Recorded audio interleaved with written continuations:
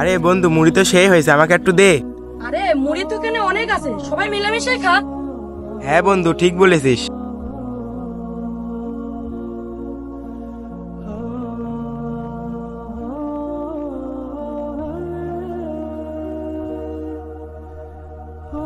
এখন তোমার আম্মু কেমন আছে? আলহামদুলিল্লাহ ভালো।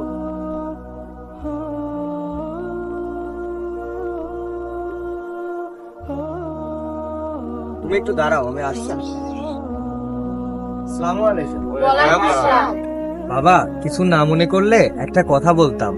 রমজান মাসে এভাবে খোলামেলা জায়গায় না খাওয়াই ভালো। কেন ইমাম সাহেব? বাবা, তোমরা যদি খোলামেলা জায়গায় খাও তাহলে তোমাদের খাওয়া দেখে একটি রোজাদার ব্যক্তির মনে খাওয়ার ইচ্ছা জাগতে পারে। অনেকেই শয়তানের ধোকায় পড়ে রোজা ভেঙে ফেলতে পারে। জি ইমাম সাহেব, আপনি ঠিক বলেছেন, আমাদের এটা করা একদমই উচিত হয়নি।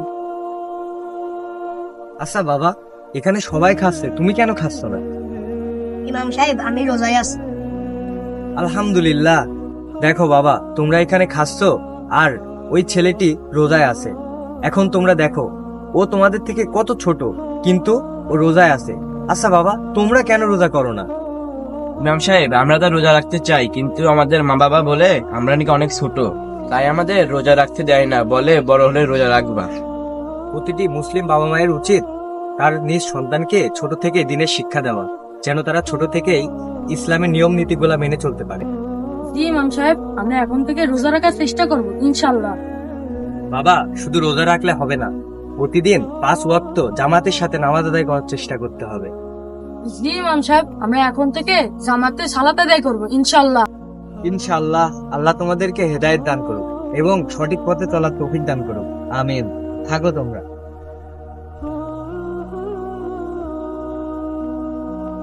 আরে, আমি তো চলে এলাম। ওই ছেলেটিকে দেখে আমার কেমন জানি মনে হলো, যাই ঘুরে আসি।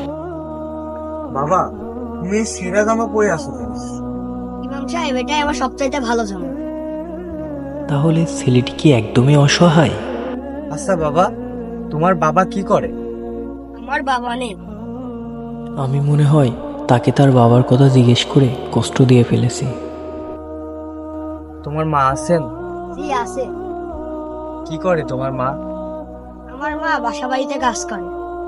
আচ্ছা বাবা, তুমি কিছু মনে না করলে একটা কথা বলবো? জি বলেন ইমাম সাহেব। বাবা, তুমি কি আমার সাথে প্রতিদিন ইফতারিতে শরীক হবা? কি হয়েছে বাবা, কথা বলছো না যে? আসলে আমি একাই ইফতারি করি, তাই ভাবলাম আমি আর তুমি না হয় একটু ভাগাভাগি করে নি। ঠিক আছে বাবা, চলো।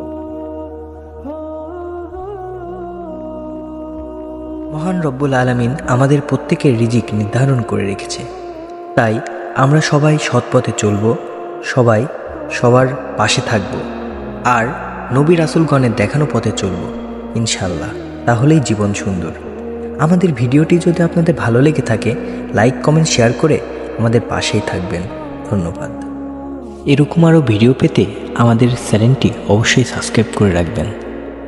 আল্লাহ হাফেজ।